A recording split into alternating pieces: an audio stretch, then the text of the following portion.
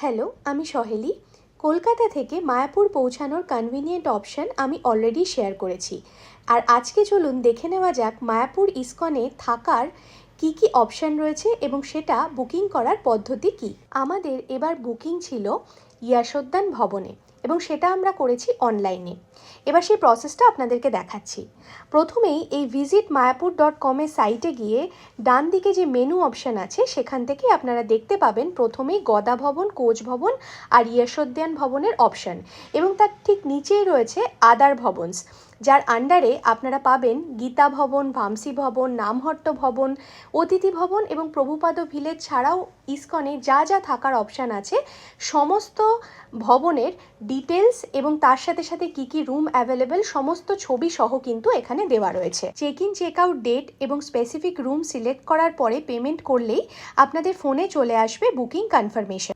এখানে check in time হচ্ছে any time after 10:30 AM in the morning আর check out 9 AM। ইয়াসোদ্যান ভবনে মোট 6টা ক্যাটাগরি রুম রয়েছে।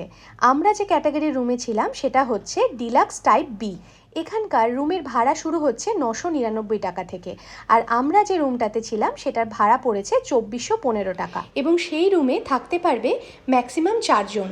দুটো সিঙ্গেল বেড এবং তার সাথে সাথে দুটো ম্যাট্রেস প্রোভাইড করা রয়েছে। আরেকটা ভালো ব্যাপার হচ্ছে এখানকার প্রত্যেকটা ভবনের সামনে থেকেই কিন্তু টোটো চলে, কারণ বয়স্ক মানুষজনেরা যান এবং তারা যদি এক ভবন থেকে অন্য ভবন বা ধরুন মন্দির বা গোশালা এই সমস্ত কিছু দেখবার জন্য টোটোতে যেতে চান, সেটা কিন্তু অ্যাভেলেবেল। ভাড়া হচ্ছে 10 টাকা করে। ইয়াসোদ্যান ভবনে কিন্তু নিজস্ব রেস্টুরেন্ট রয়েছে এবং সেখানে প্রসাদ গ্রহণেরও ব্যবস্থা রয়েছে। লাঞ্চ, ডিনার, ব্রেকফাস্ট তিনটেই কিন্তু অ্যাভেলেবল, কিন্তু তার জন্য আগে থেকে কুপন কাটতে হয়।